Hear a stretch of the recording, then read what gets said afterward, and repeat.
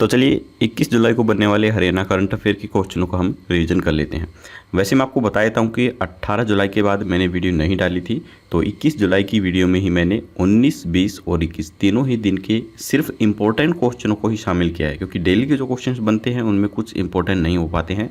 लेकिन इस वीडियो में मैंने 3 दिन में बनने वाले सिर्फ इम्पोर्टेंट क्वेश्चनों को शामिल कर दिया है, जिससे वीडियो थोड़ी सी छोटी भी हो गई है और सभी क्वेश्चंस पिछले दिनों के कवर भी हो गए हैं। क्योंकि मुझे कुछ ज़रूरी काम हो गया था, इस वजह से मैं वीडियो नहीं डाल पाया था। तो आज की वीडियो में आपको पिछले तीनों दिन के जो क्वेश्चन है वो मिल जाएंगे। तो चलिए शुरू करते हैं बिना देरी किए हुए आज की वीडियो। अगर आप हमारी किसी भी पिछली वीडियो को PDF के रूप में डाउनलोड करके पढ़ना चाहते हैं तो वो आपको हमारे व्हाट्सएप से मिल जाएगी। आपको बस करना ये है कि जितने भी महीने की आपको PDF चाहिए उतने रुपए आपको इस कोड को स्कैन करके पे कर देने हैं और उसका स्क्रीनशॉट हमारे इस व्हाट्सएप नंबर पर सेंड कर देना है। उसके बाद आपको जो PDF है वो हम प्रोवाइड करवा देंगे। तो चलिए शुरू कर लेते हैं। पहला प्रश्न है, केंद्र सरकार ने हरियाणा के किस जिले में सांस्कृतिक केंद्र स्थापित करने का निर्णय लिया है? तो ये निर्णय लिया है कुरुक्षेत्र।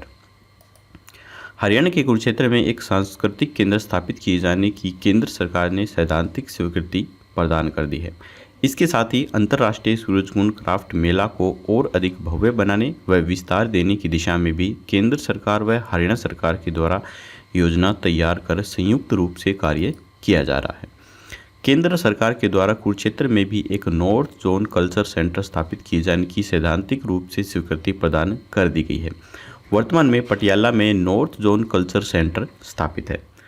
कुरुक्षेत्र के ज्योतिसर में स्थापित किए जाने वाले म्यूजियम का विस्तृत परियोजना विवरण हरियाणा सरकार के द्वारा केंद्रीय पर्यटन मंत्रालय को प्रस्तुत कर दिया गया है। कुरुक्षेत्र में स्थापित होने वाला अति आधुनिक तकनीक से युक्त यह देश का प्रथम विश्व स्तरीय म्यूजियम बनाया जाएगा। इसके अलावा पिंजौर में भारतीय संगीत पर आधारित म्यूजियम, बल्लभगढ़ के राजा नाहर सिंह महल केंद्र म्यूजियम, महेंद्रगढ़ के हेरिटेज सर्किट्स व राखी गढ़ी और आदि बद्री सरस्वती परियोजनाओं के संबंध में भी विचार विमर्श किया जा रहा है। तो यहाँ पर भी जल्दी ही म्यूजियम आपको देखने को मिल सकता है। इसके बाद है, केंद्र सरकार के द्वारा जारी की गई वित्त वर्ष 2019-20 की रेटिंग में हरियाणा बिजली वितरण निगमों ने देश में कौन सा स्थान प्राप्त किया है? तो ये स्थान प्राप्त किया है दूसरा। केंद्र सरकार द्वारा देश भर की 41 पावर डिस्ट्रीब्यूशन कंपनियों की परफॉर्मेंस के आधार पर जारी की गई वित्त वर्ष 2019-20 की रेटिंग्स में हरियाणा बिजली वितरण निगम ने देश में दूसरा स्थान प्राप्त किया है। प्रदेश के इतिहास में हरियाणा डिस्कॉम का यह अब तक का सबसे बेहतरीन प्रदर्शन रहा है। केंद्रीय विद्युत नवीन और नवीकरणीय ऊर्जा मंत्री RK सिंह ने 9वीं डिस्कॉम इंटीग्रेटेड रेटिंग जो है वो जारी की है। केंद्रीय ऊर्जा लेख द्वारा ICRA तथा एनालिटिक्स लिमिटेड और care advisory research and training limited के सहयोग से देश की विभिन्न पावर कंपनियों के कार्यों की जो है वो समीक्षा की जाती है। देश में इस तरह की पहली रैंकिंग वित्त वर्ष 2012-13 के अंदर की गई थी। 9वीं डिस्कॉम्स इंटीग्रेटेड रेटिंग के अंदर गुजरात की 4 कंपनियों के साथ राज्य की दक्षिण हरियाणा बिजली वितरण निगम लिमिटेड को A+ का ग्रेड दिया गया है। उत्तर हरियाणा बिजली वितरण निगम लिमिटेड को A ग्रेड प्राप्त करने में सफलता मिल गई है। देश के सभी राज्यों की परफॉर्मेंस में गुजरात की 4 कंपनियों को पहला स्थान प्राप्त हुआ और हरियाणा ओवरऑल दूसरे स्थान पर रहा है। उचित रेटिंग के लिए कई मानकों का जो अध्ययन है वो किया जाता है। इसमें पहला मानक ऑपरेशनल्स व रिफॉर्म पैरामीटर है, जिसके लिए 43 अंक निर्धारित किए गए हैं। इसमें लॉसेस के लिए power purchase, cost efficiency, RPO, compliance, corporate governance आदि शामिल हैं। इसका दूसरा एक्सटर्नल पैरामीटर 15 स्कोर का है, जिसमें रेगुलेटरी तथा गवर्नमेंट सपोर्ट्स के अंक दिए जाते हैं। इसी प्रकार तीसरा 42 स्कोर का फाइनेंशियली पैरामीटर है, जिसमें cost coverage ratio, interest coverage ratio, audit, sustainabilities, receivables आदि शामिल होते हैं। इसके बाद है, छोटे उद्योगों को बढ़ावा देने के लिए हरियाणा सरकार के द्वारा किस योजना को तैयार किया जाएगा? तो ये किया जाएगा 1 ब्लॉक 1 प्रोडक्ट योजना को। ग्रामीण क्षेत्र में छोटे उद्योगों को बढ़ावा देने के लिए राज्य सरकार प्रदेश के प्रत्येक ब्लॉक को किसी न किसी औद्योगिक विजन के साथ जोड़ेगी। इसके लिए सरकार 1 ब्लॉक 1 प्रोडक्ट की योजना पर तेजी से कार्य कर रही है। तो काफ़ी इंपॉर्टेंट क्वेश्चन है और आपको अच्छे से ध्यान रखना है कि छोटे उद्योगों को बढ़ावा देने के लिए वन ब्लॉक वन प्रोडक्ट योजना जल्दी ही शुरू की जाएगी। डिप्टी सीएम ने बताया है कि MSME के तहत पिछले 1 साल में हरियाणा की वन डिस्ट्रिक्ट वन प्रोडक्ट योजना देश भर में एक मॉडल बनी है, जिसे केंद्र सरकार ने भी अपने बजट में अपनाया है।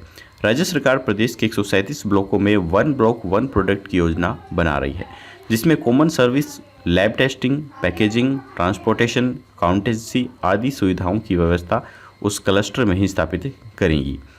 इससे ग्रामीण क्षेत्र में काम करने वाले छोटे उद्यमी अपने आप बड़े उद्योगों से मुकाबला भी कर पाएंगे।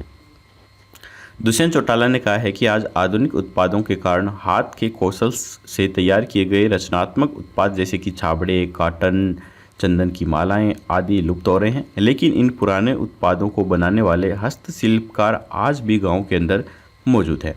प्रदेश सरकार वन ब्लॉक वन प्रोडक्ट योजना के तहत ऐसे हस्तशिल्पकार उद्योगों को पूरा बढ़ावा देगी। इसके बाद है किस पोर्टल पर हरियाणा सरकार ने किसानों को खेती योग्य खाली जमीन का भी पंजीकरण करना अनिवार्य कर दिया है। तो ये क्या है, मेरी फसल मेरा ब्यौरा पर। मेरी फसल मेरा ब्यौरा पोर्टल पर किसानों को खेती योग्य खाली जमीन का भी अब पंजीकरण करना होगा। इससे पहले किसान न्यूनतम समर्थन मूल्य पर अपनी फसल बेचने के लिए मेरी फसल मेरा ब्यौरा पोर्टल पर अपना पंजीकरण करवाते थे, लेकिन अब सरकार ने सभी फसलों का पंजीकरण करवाना अनिवार्य कर दिया है। पंजीकरण की तस्दीक के लिए तकनीक का भी प्रयोग किया जाएगा। इस संबंध में हरियाणा अंतरिक्ष उपयोग केंद्र जो हार्सेक है, इसका भी जो सहायता है वो ली जाएगी। इसके बाद है हरियाणा में किस जगह 100 करोड़ की लागत से एक भव्य मंदिर का निर्माण किया जाएगा। तो ये किया जाएगा अग्रोहा के अंदर, और अग्रोहा हमारे हरियाणा के हिसार जिले के अंतर्गत आता है। अग्रोहा के अग्री विभूति स्मारक में कुलदेवी आयु महालक्ष्मी देवी मंदिर 10 एकड़ भूमि पर भव्य मंदिर का निर्माण किया जाएगा, जिसकी लागत करीब 100 करोड़ रुपए आएगी। इस मंदिर का निर्माण अयोध्या में बन रहे राम मंदिर के शिल्पकार व कारीगर करेंगे। महाराजा अग्रसेन का मूल मंत्र 1 रुपया 1 ईंट को ध्यान में रखते हुए मंदिर का निर्माण किया जाएगा। यहाँ पर ये जो मंदिर है काफ़ी भव्य मंदिर है यहाँ पर, और अग्रोहा के अंदर तो स्पेशल मंदिरों का एक धाम है और बहुत ही खूबसूरत धाम है, क्योंकि इस पूरे धाम में मैं घूमा हुआ हूँ। जब मैं स्टडी करता था, शायद मैं 6ठी या 7वीं क्लास में था, उस समय पूरा हमारे स्कूल का टूर गया था यहाँ अग्रोहा धाम में घूमने के लिए। तो उस समय हमने देखा था, काफ़ी सुंदर धाम है, और अब तो ये और भी ज़्यादा खूबसूरत यहाँ पर बना दिया होगा। यहाँ पर नौकाएं वगैरह भी हैं, आप वहाँ पे नौकाएं वगैरह भी कर सकते हैं। तो एक बार आप ज़रूर देखिए, अगर आप हिसार के आसपास से हैं और आपने अग्रोहा धाम नहीं देखा है तो आप बिल्कुल ज़रूर देखिए, क्योंकि काफ़ी अच्छी जगह है, देखने लायक जगह है। अग्रोहा शक्तिपीठ अग्र विभूति स्मारक में बनने जा रहे आज्ञा महालक्ष्मी मंदिर की ऊंचाई 108 फीट होगी, जो विश्व का पहला और ऐतिहासिक आज्ञा महालक्ष्मी का मंदिर होगा। अग्रोहा के अंदर बनने जा रहे महालक्ष्मी मंदिर का आकार श्री यंत्र के आकार का होगा, जिसमें 108 किलो चांदी के आज्ञा महालक्ष्मी की प्रतिमा 108 किलो चांदी के सिंहासन पर स्थापित की जाएगी।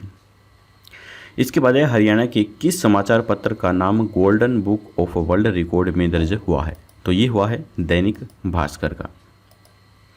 हरियाणा में अपनी 21वीं वर्षगांठ के अवसर पर दैनिक भास्कर ने वैक्सीनेशन के प्रति जागरूकता के लिए महाअभियान के तहत रथ यात्रा निकाली। 14 दिन पहले रथ यात्रा को अंबाला में गृह मंत्री अनिल विज ने हरी झंडी देकर रवाना किया। 1680 किलोमीटर के सफ़र में कई शहरों से गुजरने के बाद पानीपत के अंदर ये रथ यात्रा संपन्न हुई। इस मुहिम के लिए दैनिक भास्कर का नाम golden book of world record के अंदर दर्ज हुआ है। प्रदेश को 100% वैक्सीनेशन और कोरोना मुक्त हरियाणा को लेकर यह दैनिक भास्कर का सबसे बड़ा अभियान था।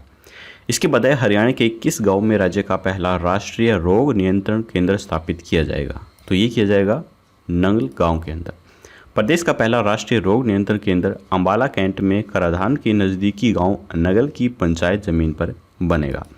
इस सेंटर के निर्माण में प्रदेश व केंद्र सरकार 40 और 60 के अनुपात में हिस्सेदारी पर अपना योगदान देगी। NCDC यानी कि नेशनल कोऑपरेटिव डेवलपमेंट कॉरपोरेशन शाखाएं उभरती बीमारियों के निदान के अंदर मदद करती हैं।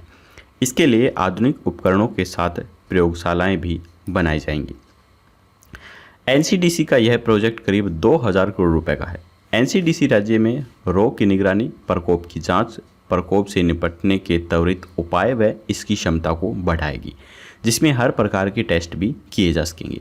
इस संस्थान का मुख्यालय दिल्ली के अंदर है, जो कि केंद्र सरकार के स्वास्थ्य एवं परिवार कल्याण मंत्रालय के अधीन है। इससे पहले राजस्थान, केरल, तमिलनाडु, छत्तीसगढ़, बिहार, उत्तर प्रदेश, आंध्र प्रदेश व कर्नाटक में भी एनसीडीसी की शाखाएं बनी हुई हैं। एनसीडीसी का मुख्यालय दिल्ली के अंदर है और इसकी कई तकनीक विभाग भी हैं। इसमें महामारी विभाग, परजीवी रोग विभाग, सूक्ष्मजीव विज्ञान विभाग, जैव रसायन, जैव प्रौद्योगिकी आदि विभाग शामिल हैं। यह सेंटर हर तरह की नई व पुरानी बीमारी पर अध्ययन करता है ताकि पता चल सके कि बीमारी कैसे फैली है। इसके बाद है 2021 के जनवरी से जून तक जारी हुए लिंगानुपात में हरियाणा का कौन सा जिला पहले नंबर पर है? तो ये है रोहतक जिला। 2021 के जनवरी से जून तक की जारी हुए लिंगानुपात के आंकड़ों में सबसे ज़्यादा बेटियों के जन्म के मामले में पानीपत तीसरे नंबर पर है। पानीपत में 1000 लड़कों पर 937 लड़कियों का जन्म हुआ है। वहीं 1 जनवरी 2021 से 30 जून 2021 तक 6238 लड़कों पर 5848 लड़कियों ने जन्म लिया है। तो यहाँ पर रोहतक इस मामले में पहले नंबर पर है, जो जून की रिपोर्ट आई है। तो यहाँ पर इस आंकड़े में आप देख सकते हैं, ये जून की रिपोर्ट है। यहाँ पर रोहतक 962 लिंगानुपात के साथ सबसे ऊपर है। अगर हम पिछले साल के हरियाणा के प्रदेश की बात करें तो हरियाणा 2017 के अंदर 945 लिंगानुपात के साथ पूरे प्रदेश में पहले स्थान पर था। और अगर हम नंबर 2 की बात करें तो 2020 के अंदर 945 के साथ हरियाणा पूरे देश के अंदर दूसरे स्थान पर था।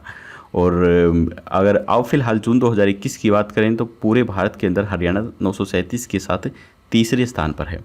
तो ये कुछ आंकड़े हैं, इन्हें वीडियो को पॉज करके आप पढ़ भी सकते हैं। इसके बाद अगला क्वेश्चन कि हाल ही में हरियाणा के किस गांव में तालाबों से सिंचाई की शुरुआत की गई है?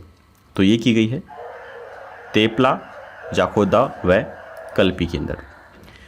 सतलुज यमुना लिंक नहर का मुद्दा नहीं सुलझते देख हरियाणा सरकार ने तालाबों से सिंचाई का नया फार्मूला निकाला है। पायलट प्रोजेक्ट के तहत अम्बाला के गांव तेपला और झज्जर के गांव जाखोदा के 2 तालाबों से सिंचाई की शुरुआत हो चुकी है। यहां से सकारात्मक परिणाम मिलने के बाद अब सरकार ने फैसला लिया है कि प्रदेश के कुल 18,000 तालाबों में से सबसे पहले ओवरफ्लो 1868 तालाबों के पानी को सिंचाई योग्य बनाया जाएगा। प्रति तालाब 50 एकड़ भूमि को सिंचित करने के लक्ष्य के तहत 93,400 एकड़ भूमि को सिंचित किया जाएगा। Haryana pond and waste management authority ने इस पर काम भी शुरू कर दिया है। अगर कुछ समय सामान्य रहा तो वर्ष 2022 तक इन तालाबों को ठीक कर लिया जाएगा। तालाबों से सिंचाई मुख्यमंत्री मनोहर लाल के ड्रीम प्रोजेक्टों में से एक प्रोजेक्ट है। कंसंट्रेटेड वैलेंटेड टेक्नोलॉजी के माध्यम से तालाबों के दूषित पानी को ट्रीट किया जा सकता है। इसके बाद यह पानी पशुओं के पीने और सिंचाई करने योग्य हो जाता है। तालाब से नाली या फिर खेत तक पाइप डाला जाता है। हरियाणा अंतरिक्ष उपयोग केंद्र के माध्यम से प्रदेश के तालाबों का सैटेलाइट सर्वे भी करवाया जाएगा। वर्ष 1957 के रासव रिकॉर्ड और सैटेलाइट इमेज के माध्यम से तालाबों को तलाशा जाएगा। गांव में तालाबों की ज़मीन पर किए गए कब्जों को छुड़ाने के लिए भी ऐसा किया जा रहा है। इसके बाद है किस जिले की रहने वाली कीर्ति ने गुजरात न्यायिक सेवा की परीक्षा में देश में पहला स्थान प्राप्त किया है? तो ये हैं फरीदाबाद की रहने वाली कीर्ति ने। आप फोटो में भी कीर्ति को देख सकते हैं। हरियाणा की रहने वाली कीर्ति ने गुजरात न्यायिक सेवा की परीक्षा में देश में पहला स्थान प्राप्त किया है। परीक्षा में कुल 59 परीक्षार्थी उत्तीर्ण हुए और इसमें कीर्ति ने पहला स्थान हासिल किया। कीर्ति गुजरात न्यायिक सेवा की परीक्षा 3 वर्षों से दे रही है। परीक्षा में बाकी सभी विषयों में उत्तीर्ण भी हो रही थी, लेकिन गुजराती नहीं आने के चलते 50 नंबर का गुजराती भाषा का पेपर क्लियर नहीं हो पा रहा था। इसके बाद कीर्ति ने 8 महीने अहमदाबाद में रहकर गुजराती पढ़ना एवं लिखना सीखा। अब वह अच्छी गुजराती बोल और लिख भी लेती हैं। किस जिले के डॉक्टर सचिन मित्तल का अमेरिकन कॉलेज ऑफ सर्जन की फेलोशिप के लिए चयन हुआ है? तो ये हुआ है फरीदाबाद के रहने वाले सचिन मित्तल का। डॉक्टर सचिन मित्तल का अमेरिकन कॉलेज ऑफ सर्जन की फ्लैगशिप के लिए चयन हुआ है। यह सर्जन डॉक्टरों का विश्व में सबसे बड़ा समूह है। अक्टूबर में यह फेलोशिप प्रदान की जाएगी। इसे इन्हें चिकित्सा पद्धति में होने वाले बदलाव एवं अमेरिकन कॉलेज ऑफ सर्जन की ओर से आयोजित होने वाले कॉन्फ्रेंस एवं सेमिनार में हिस्सा लेने का मौका भी मिलेगा। मूल रूप से तिगांव के रहने वाले डॉक्टर सचिन वर्तमान में एसएसबी मल्टी स्पेशलिस्ट अस्पताल में कार्यरत हैं। यह फेलोशिप चिकित्सा शिक्षा के आधार पर दी जाती है और इसे प्राप्त करने में चिकित्सकों को कई वर्ष लग जाते हैं। दिल्ली एनसीआर में 15 के करीब डॉक्टर को ही फेलोशिप मिली है, जबकि फरीदाबाद में वह पहले डॉक्टर हैं। डॉक्टर सचिन ने एमबीबीएस की पढ़ाई देश के सबसे प्राचीन जीआर मेडिकल कॉलेज से की है, जबकि मास्टर पीजीआई रोहतक से की है। और लेप्रोस्कोपी की बात करें तो ये लेप्रोस्कोपी सर्जरी में विशेषज्ञता मौलाना आज़ाद मेडिकल कॉलेज से इन्होंने हासिल की है। इसके बाद है हरियाणा के किस जिले में चंडीगढ़ के सुखना लेक पार्क की तर्ज पर हाली पार्क बनाया जाएगा? तो ये बनाया जाएगा पानीपत के अंदर। हाली पार्क को सुंदर बनाने के लिए पौधों व पेड़ प्लांटेशंस के लिए 30.31 लाख का टेंडर जारी कर दिया गया है। इस पार्क को पर्यटन स्थल के रूप में पहचान मिले, इसके लिए चंडीगढ़ के सुखना लेक पार्क की तर्ज पर हाली पार्क की सुंदरता बढ़ाई जाएगी। इस पार्क की सुंदरता ऐसी होगी कि देश व प्रदेश के लोग यहाँ घूमने के लिए आ जाएंगे। हाली पार्क में 400 छायादार पेड़ भी ट्रांसप्लांट किए जाएंगे, यानी पौधों के पेड़ बनने का इंतजार नहीं करेंगे, बाहर से ही पेड़ लगाकर यहाँ पर रोप दिए जाएंगे। यहाँ 3000 फूलों के पौधे भी लगाए जाएंगे। आंध्र प्रदेश के राजमुंद्री जिले की नर्सरी से इसके लिए संपर्क किया गया है। साथ ही पार्क के पीछे दीवार की तरफ 12 से 13 फीट के 200 पेड़ ट्रांसप्लांट भी किए जाएंगे। इससे दूर से ही पता चलेगा कि शहर में कोई घूमने लायक पार्क है। हाली पार्क व झील को विकसित करने के लिए 20 दिसंबर 2014 को मुख्यमंत्री ने घोषणा भी की थी। यह प्रोजेक्ट गुरुग्राम की कंपनी ने तैयार किया है। इसके बाद है टोक्यो ओलंपिक्स में भारतीय महिला हॉकी टीम की कमान किसके हाथों में दी गई है? तो ये दी गई है रानी रामपाल के। 23 जुलाई से शुरू होने वाले टोक्यो ओलंपिक्स में 16 सदस्यीय भारतीय महिला हॉकी टीम की कमान भी हरियाणा की ही बेटी रानी रामपाल को दी गई है। रानी रामपाल के साथ टीम में हरियाणा की ऐसी खिलाड़ी शामिल हैं जो हॉकी स्टिक से पूरी दुनिया में अपना कमाल दिखाएंगी। तो इसमें शामिल हैं सविता पूनिया, नवनीत कौर, उदिता, शर्मिला गुदावर और मोनिका मलिक। इसके बाद है हरियाणा सरकार ने कोविड-19 महामारी के कारण अपने माता पिता को खोने वाले बच्चों के लिए किस नाम से योजना शुरू की है? तो ये शुरू की है मुख्यमंत्री बाल सेवा नाम से योजना। राज्य सरकार ने कोविड-19 महामारी के कारण अपने माता पिता को खोने वाले बच्चों को सुरक्षित भविष्य देने के दृष्टिगत मुख्यमंत्री बाल सेवा योजना शुरू की है। इस योजना के तहत ऐसे बच्चों के पालन पोषण और पढ़ाई के लिए आर्थिक सहायता प्रदान की जाएगी जिनके माता पिता की मृत्यु के बाद बच्चों की देखभाल परिवार के अन्य सदस्य कर रहे हैं। ऐसे बच्चों के पालन पोषण के लिए 18 वर्ष तक 2500 रुपये प्रति बच्चा प्रति मास की दर से राज्य सरकार की ओर से संबंधित परिवार को दिए जाएंगे। इसके अतिरिक्त 18 वर्ष तक की आयु होने तक पढ़ाई कर रहे ऐसे बच्चों को 12,000 रुपये प्रति वर्ष अन्य खर्चों के लिए भी दिए जाएंगे। जिन बच्चों की देखभाल करने के लिए परिवार का कोई सदस्य नहीं है, उनकी देखभाल संस्था के द्वारा की जाएगी। आर्थिक सहायता के रूप में 1500 रुपये प्रति बच्चा प्रति महीना 18 वर्ष तक की आयु होने तक राज्य सरकार की ओर से भी प्रदान किए जाएंगे। यह राशि आवर्ती जमा के रूप में बैंक खाते में डाल दी जाएगी और 21 वर्ष की आयु होने पर बच्चे को मैच्योरिटी राशि दे दी जाएगी। इसके बाद है हाल ही में केंद्र सरकार ने पशुपालन व डेयरी के लिए कितने रुपए का राहत पैकेज जारी किया है? तो ये किया है 9,800 करोड़ रुपए का राहत पैकेज। पशुपालन व डेयरी क्षेत्र को उन्नत करने के उद्देश्य से केंद्र सरकार ने पशुपालन के क्षेत्र के लिए 9,800 करोड़ रुपए का राहत पैकेज जारी किया है। वर्ष 2021-22 से शुरू होने वाले इस राहत पैकेज से देश के 10 करोड़ पशुपालकों को सीधा फायदा होगा। इस पैकेज के माध्यम से पशुपालक के क्षेत्र में न केवल दुग्ध उत्पादन बढ़ाने बल्कि पशुओं की नस्ल सुधार, पशुओं के स्वास्थ्य व पशुपालन के माध्यम से चलने वाली सहकारिता समितियों को भी सीधा सीधा फायदा होगा। तो 3 दिन के आज के हरियाणा करंट अफेयर के क्वेश्चंस खत्म होते हैं। अब हम देख लेते हैं जो 18 तारीख को हमने आपसे क्वेश्चन पूछा था उसका आंसर। हमने 18 जुलाई को आपसे क्वेश्चन पूछा था कि भारतीय पुरुष हॉकी टीम में ओलंपिक के लिए चयनित हुए सुरेंद्र कुमार हरियाणा के किस जिले से संबंधित है? तो इसका जो राइट आंसर था वो था ये कुरुक्षेत्र से संबंधित है। भारतीय पुरुष हॉकी टीम में ओलंपिक के लिए सुरेंद्र कुमार का चयन हुआ है। 2010 में सुरेंद्र ने राइस स्कूल में आयोजित अंडर 19 वर्ग की प्रतियोगिता में पहली बार खेलते हुए शानदार प्रदर्शन किया। इसी प्रदर्शन के दम पर सुरेंद्र का 2011 में जूनियर नेशनल गेम्स के लिए प्रदेश के अंदर टीम में चयन हुआ। पुणे में इस चैंपियनशिप में भी सुरेंद्र ने काफ़ी शानदार प्रदर्शन किया। यह प्रतियोगिता जीतकर सुरेंद्र ने पिछले 50 साल के रिकॉर्ड को तोड़ने में सफलता हासिल की है। तो चलिए अब हम देख लेते हैं आज का क्वेश्चन। आज का क्वेश्चन है कि हरियाणा में किस जिले को एजुसिटी, मेडिसिटी और फिल्म सिटी के रूप में विकसित किया जाएगा? तो यहाँ पर 4 ऑप्शन है, कैथल, पंचकुला, करनाल या फिर गुरुग्राम। तो आपको राइट ऑप्शन हमें कमेंट बॉक्स में लिखकर बताना है। तो आज की वीडियो यहीं पर खत्म होती है। वीडियो पसंद आई हो तो लाइक जरूर कीजिएगा, चैनल पर नए हैं तो सब्सक्राइब करना बिल्कुल मत भूलिए।